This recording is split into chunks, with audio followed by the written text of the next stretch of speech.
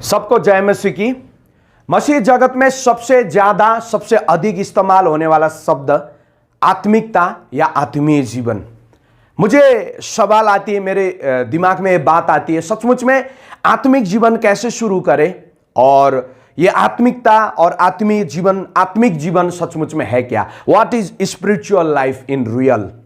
मुझे लगता है जब तक हम प्रभु यीशु मसीह को अपना जीवन में व्यक्तिगत उद्धारकर्ता के रूप में जब तक ग्रहण नहीं करते, आत्मिक जीवन शुरू नहीं होती है। और जब तक हम पापों की क्षमा का अनुभव नहीं करते, तब तक हमारे जीवन में आत्मिक जीवन शुरू होता है, मुझे ऐसा नहीं लगता है। सबसे पहले आत्मिक जीवन में शुरू करना है, आत्मिक जीवन में प्रवेश करना है, तो यीशु मसीह को व्यक्तिगत जीवन का उद्धारकर्ता और पाप की क्षमा का अनुभव होने की जरूरत है।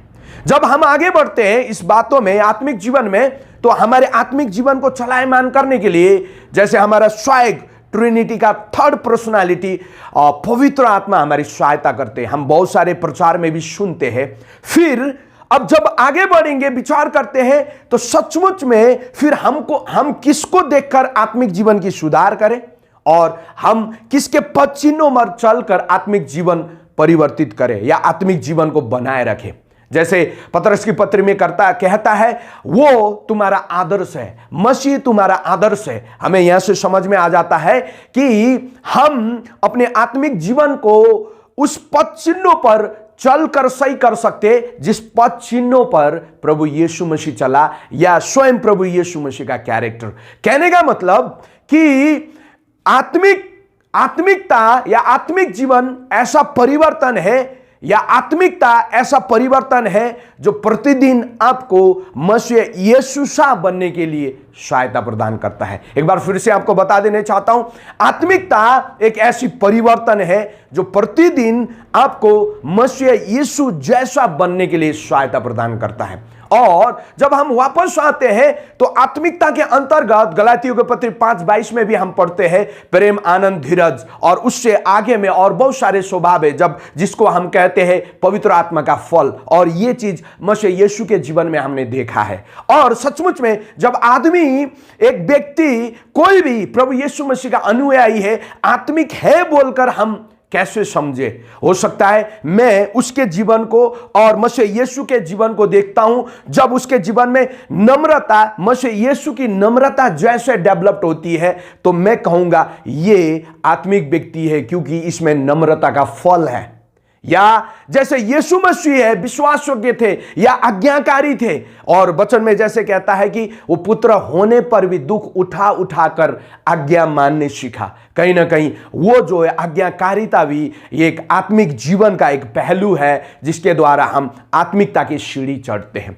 और मेरी जो व्यक्तिगत और एक मानना है, जब आत्मिक हो जाते, पवित्र आत्मा हमारे जीवन में आते, प्रभु पवित्र आत्मा हमें सहायता करते आत्मिक जीवन बिताने के लिए, तो मुझे लगता है एक एक्सेप्टेंस हार्ट जो है, एक्सेप्टेंस हार्ट हमारे जीवन में आता है। लोगों को ग्रहण करने की खूबी, चाहे वो कैसे हो, चाहे वो पाप में हो, चाहे अंधकार में हो, कैसे भी हो, उनको हमें ग्रहण करने की एक खूबी और एक काबिलियत और एक हार्ट, हृदय परमेश्वर देता है। जैसे कि परमेश्वर ने कहा, लोग कहते थे कि ये पापियों के बीच में रहता है, ये पापियों के साथ खाना खाता है, लेकिन परमेश्वर ने कहा, भली और चंगों को वैद्यों की आवश्यकता नहीं, परंतु बीमारियों के लिए होती है।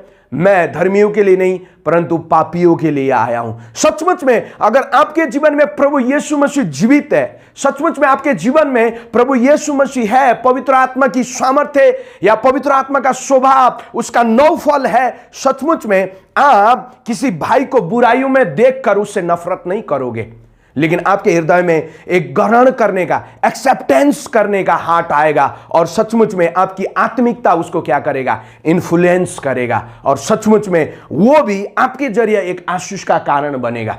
कि जैसे परमेश्वर का वचन में कहता है, जिस घर में जाओ वहां कल्याण कहना, और वहां पे क्या होगा? आशीष होगा। और सचमुच में यह आत्मिकता ऐसा इन्फ्लुएंशियल कैरेक्टर है।